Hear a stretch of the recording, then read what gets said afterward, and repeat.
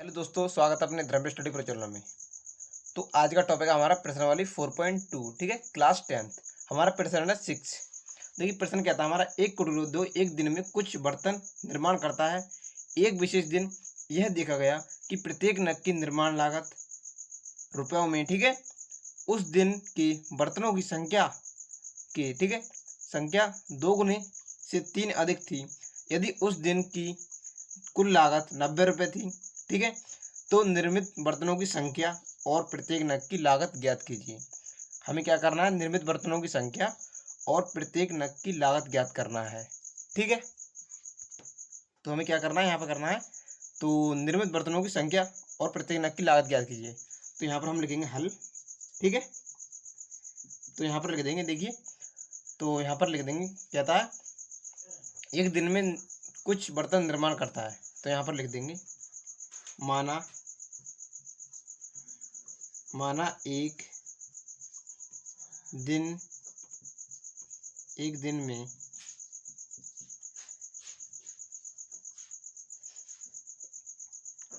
बर्तनों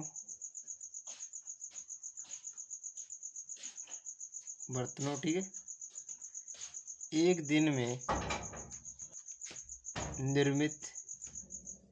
एक दिन में निर्मित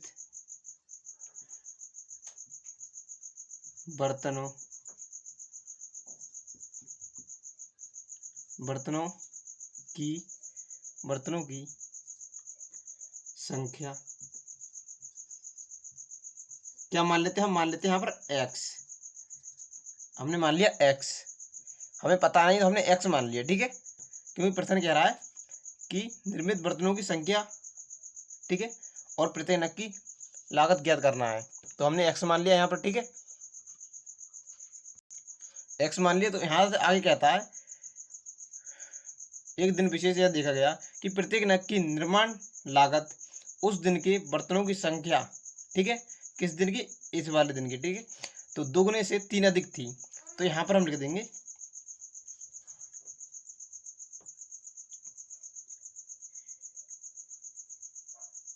एक बर्तन, ठीक है, एक बर्तन की लागत, ठीक है, एक बर्तन की लागत। बर्तन यहाँ पर बोल दिया है, जो यहाँ पर क्या कहा गया ना, यहाँ पर कह रहा है, देखिए क्या कह रहा है, तो यहाँ पर कह रहा है प्रत्येक नग किसको बोला गया है यहाँ पर, तो यहाँ पर नग बोला गया है बर्तन को। ठीक है, तो हम यहाँ पर बर्तन लिख दिया है, एक बर्तन की लागत। आप चाहें तो यहाँ पर नग भी लिख सकते हैं। ठीक है, यहाँ पर नग भी लिख सकते हैं, इसका मतलब और दोनों का मतलब एक ही है। तो एक बर्तन की संख्या या फिर एक नग की लागत, तो बराबर कितना है, तो यहाँ कह रहा है दोगुने से, ठीक है, यानी कि उस दिन में बर्तनों की संख्या, तो कौन सी हमारे बर्तनों की संख्या, x मान लिया हमने। तो यहाँ पर हमने x रखा, दोगुने से, इसका 2 गुने से 3 अधिक थी, तो 3 अधिक के लिए हम प्लस जोड़ेंगे।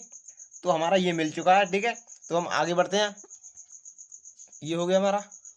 तो और क्या कह रहा है, तो और कह रहा है यदि उस दिन की कुल लागत 90 रुपये थी, ठीक है, तो यहाँ पर देखिए हमें बर्तनों की संख्या मिल चुकी है और बर्तन की कीमत, यानी एक बर्तन की कीमत मिल चुकी है।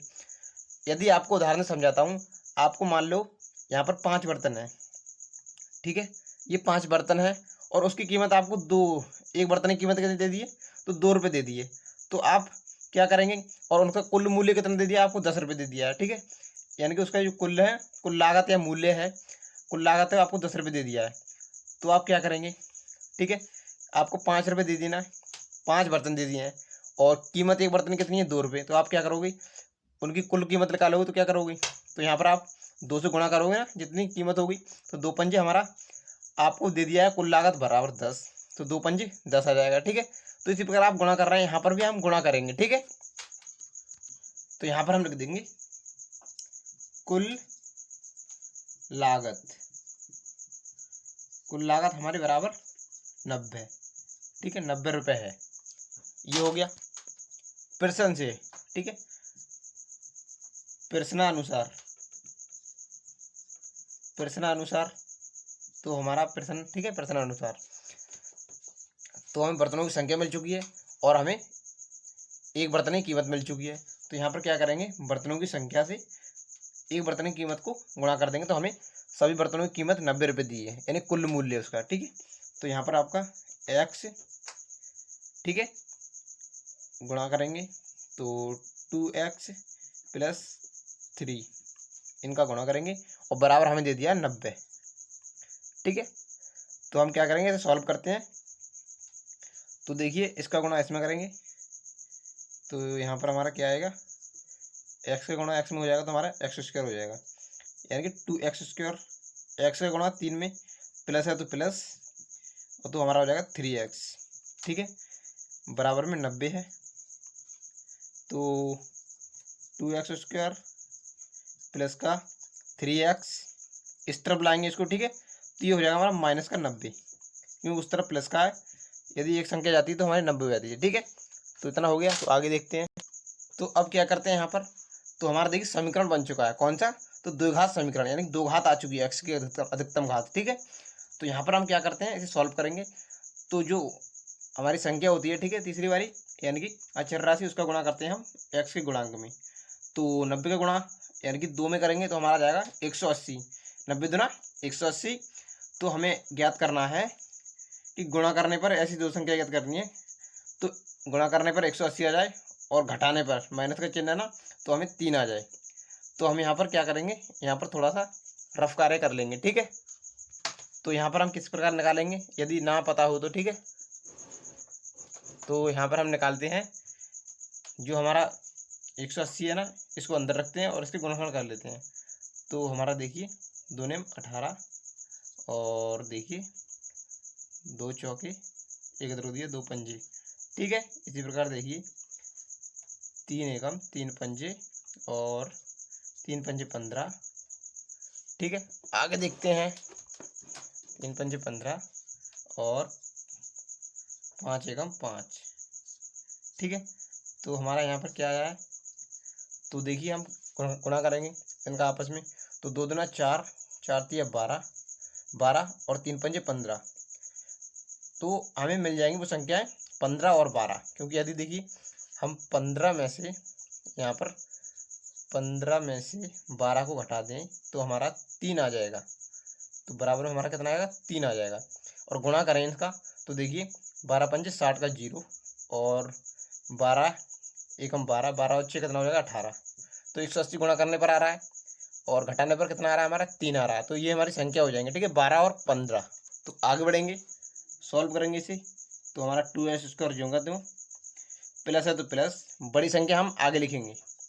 तो 15, x है तो x, क्या कह रहा है, घटाने पर तो माइनस चिन्ह। ठीक है, तो हमारा कितना है 12, दूसरी संख्या, तो इसके साथ भी x लेंगे, और माइनस 90 बराबर में 0। ठीक है, तो यहाँ पर देखिए क्या हो जाएगा हमारा, तो यहाँ पर कॉमन लेंगे, 2 स्टेप ये रहे, 2 स्टेप ये रहे, 4 स्टेप बन चुके हैं। ठीक है, कॉमन लेंगे यहाँ पर। तो देखिए यहाँ पर क्या कॉमन आएगा हमारा, x इसके पास है, x इसके पास है, परंतु 15 में 2 का भाग नहीं जाता है। ठीक है, तो हमारा x केवल कॉमन आएगा।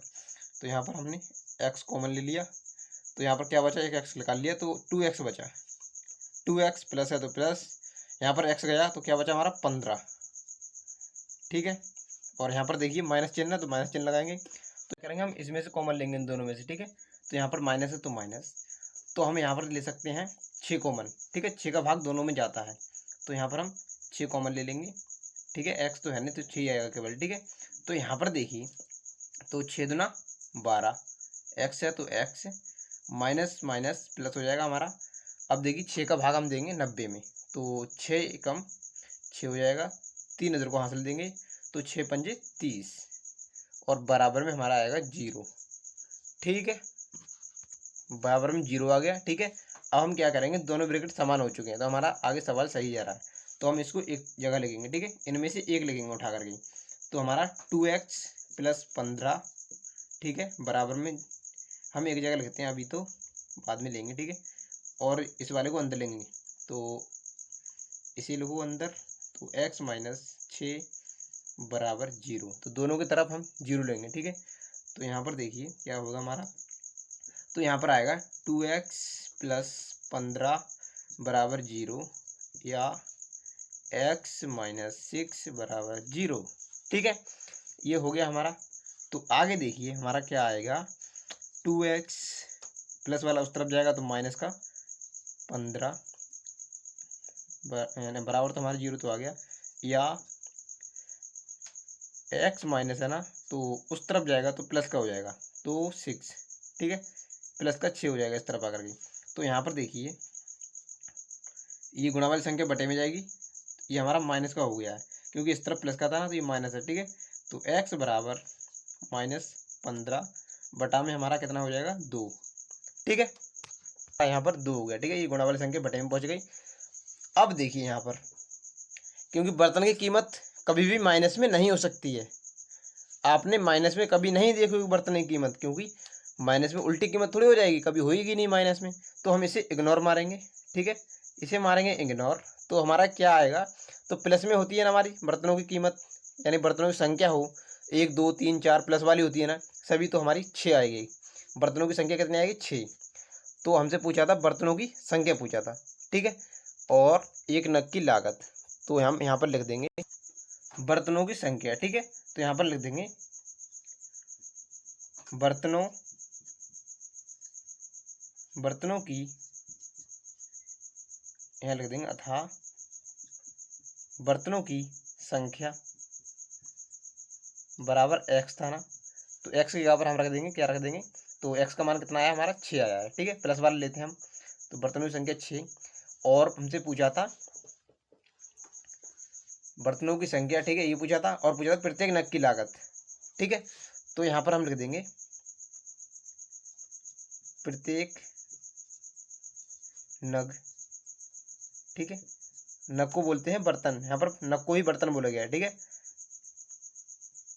बर्तन, ठीक है। तो की लागत क्या था हमारा, तो हमारा था प्रश्न में, तो हमारा क्या था, तो यहाँ पर था